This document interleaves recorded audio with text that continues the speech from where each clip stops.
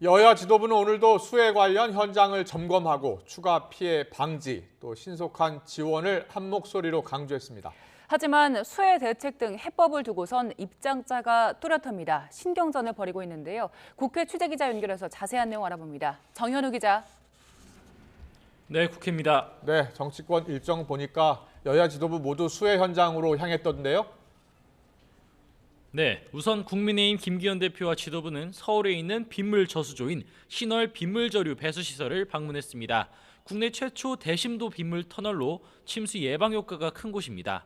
김 대표는 이곳에서 생명과 재산을 보호하는 재난 대비가 전국 지자체의 최우선 과제가 되어야 한다며 각 지역에 맞는 맞춤형 예방 대책이 마련돼야 한다고 강조했습니다.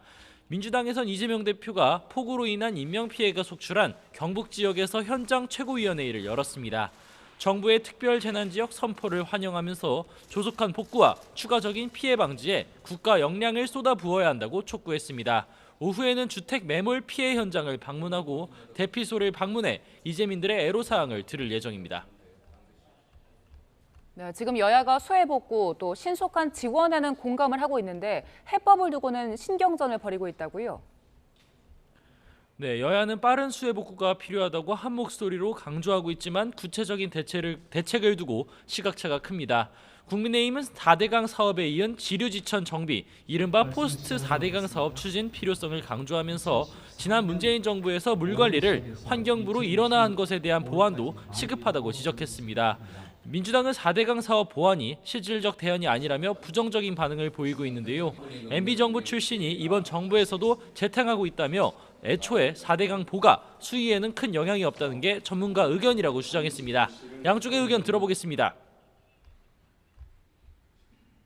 문재인 정부 시절입니다만은 물관리 일원화 조치를 한다고 하면서 그 당시에도 환경부가 전국의 지류, 지천, 하수 등의 물관리 업무 전반을 담당할 역량과 경험이 되는지에 대한 많은 의문이 제기되었지만 MB 때 일하셨던 분들이 지금 이번 정부에 너무 많이 들어와 계셔가지고 또 이제 재탕, 삼탕 같은 얘기 재소환을 하고 계신 건데 4대강 보가 홍수위를 높이는 것도 낮추는 것도 아니다. 반면 민주당에선 이재명 대표가 대대적인 방제시설 투자와 피해자 지원 그리고 민생 경제를 살리는 세 가지 효과를 언급하면서 정부의 추경 편성을 다시 한번 강하게 촉구했습니다.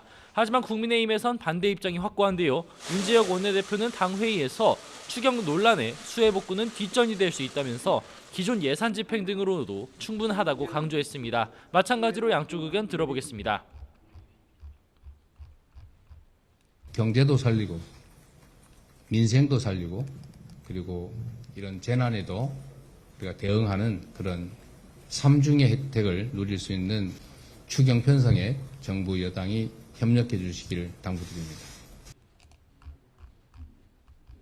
추경 편성은 국민적 동의가 필요한 사안이고 논란이 예상되는 만큼 오히려 시급한 수해 복구 지원이 뒷전으로 밀려날 수 있어 우려됩니다. 여기에 더해서 이권 카르텔 등의 정치 보조금을 삭감해 수해 지원에 투입하라는 어제 윤석열 대통령의 국무회의 발언을 두고도 여야는 설전을 벌이고 있습니다. 여당은 부적절하게 사용되던 혈세를 재난으로 고통받는 국민을 위해 쓴다는 것이 바로 상식적인 말이라고 옹호했고 야당은 통계에도 잡히지 않는 이권 카르텔을 잡아서 재난 피해를 지원하겠다는 엉뚱한 소리라고 비판했습니다. 지금까지 국회에서 전해드렸습니다.